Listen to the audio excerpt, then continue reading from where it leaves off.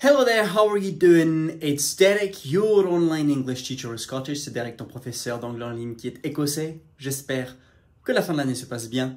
Dans cette vidéo, je vais te parler d'un outil indispensable à l'écrit si tu veux 1. Avoir des phrases dont la syntaxe est correcte. 2. Ne plus faire de fautes d'orthographe à l'anglais. And 3. Paraître plus professionnel, par exemple, dans tes emails. Alors, reste bien, parce que ce que je vais donner, c'est gratuit. Let's go, le jingle, avant qu'on aille plus loin. What?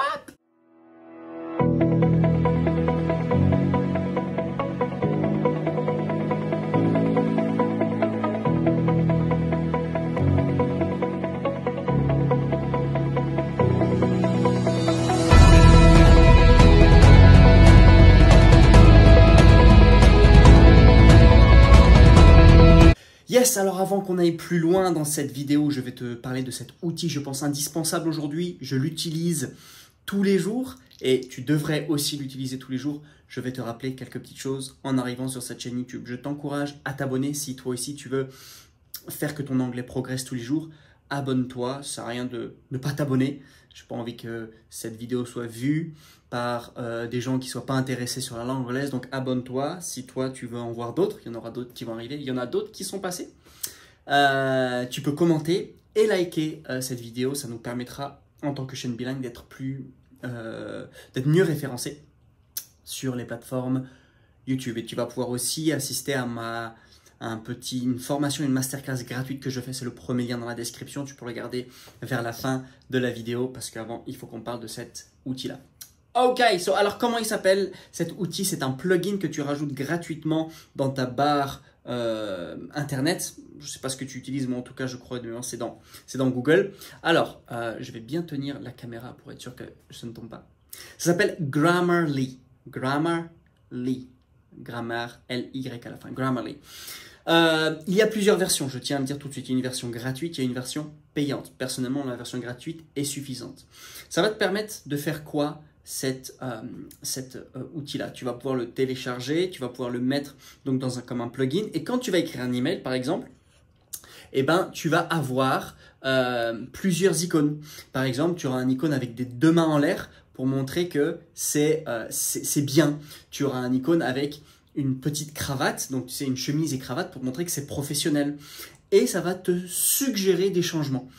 Comme je l'ai dit, ça va premièrement t'aider à travailler ta syntaxe.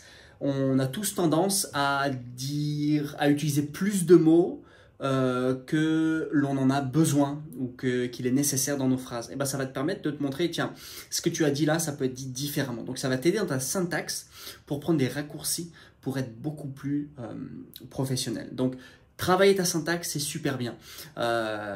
Comme je dis souvent, si tu veux parler anglais, il ne faut pas passer par l'écrit. Il ne faut pas passer par la lecture. Parler anglais, ça passe par l'oral, ça passe par l'écoute. Cependant, il y a peut-être certains d'entre vous qui suivez cette chaîne YouTube, qui font beaucoup d'écrits, qui ont besoin justement de professionnaliser leur écrit. Dans ce cas-là, je conseille cet outil Grammarly pour toute personne. Comme je le dis, je l'utilise pour mes emails.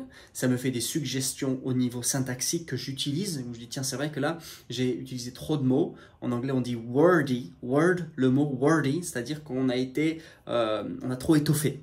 Il faut un peu émonder, il faut couper pour que ce soit un peu plus clair. Et moi, je l'utilise et ça m'aide tous les jours. Deuxièmement, ça va t'aider Grammarly au niveau de ton orthographe. Bah oui, c'est sûr que on fait tous des fautes d'orthographe, même les natifs, sache-le. Tu vas voir que ça va t'aider sur ces petits mots, donc quand tu es fatigué ou tu oublies et tu dois faire un email rapidement, ça va réellement t'aider à être beaucoup plus précis sur ton orthographe. Pareil, ça te montre, ça te souligne, ça te permet de faire des changements, ça te permet aussi de changer des changements que Grammarly aurait fait à ta place. Ça te permet aussi d'ailleurs d'enrichir ton vocabulaire parce que tu peux en même temps dire tiens, je l'ai utilisé 2 fois ce mot-là, je vais sortir de mon email ou de ce que je suis en train d'écrire, marquer par exemple center, synonyme, et tu vas pouvoir avoir différentes options. Donc je t'encourage réellement à utiliser pour ton orthographe. Troisièmement, et c'est un peu ce qui couronne ces deux premières remarques, c'est que ça te permettra d'être plus professionnel. Personne n'est pris au sérieux quand il fait des fautes d'orthographe. Personne n'est pris au sérieux quand il fait 8 lignes pour dire quelque chose qui aurait pris une ligne. Ça fait pas professionnel, c'est gênant et c'est embêtant pour l'image. Et Grammarly aura cette faculté de ne pas créer les choses pour toi. Donc c'est vrai que c'est pas pour les entièrement débutants qui ne savent pas du tout écrire.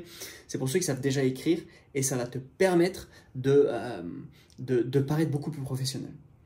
Email, CV, différentes rédactions écrites. Et sache que moi je l'utilise comme beaucoup de natifs. Je veux dire, c'est bien un outil qui est à la fois à la base, je pense, pour les natifs, mais pour tous ceux qui apprennent l'anglais, je tiens à te dire qu'il faut que tu l'utilises. Alors, ce que je vais faire, c'est que je vais te mettre un lien dans la description où tu vas pouvoir utiliser et télécharger gratuitement. Je n'ai aucune royalties de ça. Tu peux le trouver en dehors de cette vidéo si tu veux, mais je te le mets dans la description pour que tu puisses le télécharger, ce plugin, l'installer et l'utiliser. Voilà. J'espère que ça t'aide, ce petit conseil de la semaine. I hope you're doing good. Et n'oublie pas de liker, commenter et surtout t'abonner pour que l'on soit de plus en plus et surtout qu'on aide les Français à mieux apprendre l'anglais. I'll speak to you very soon.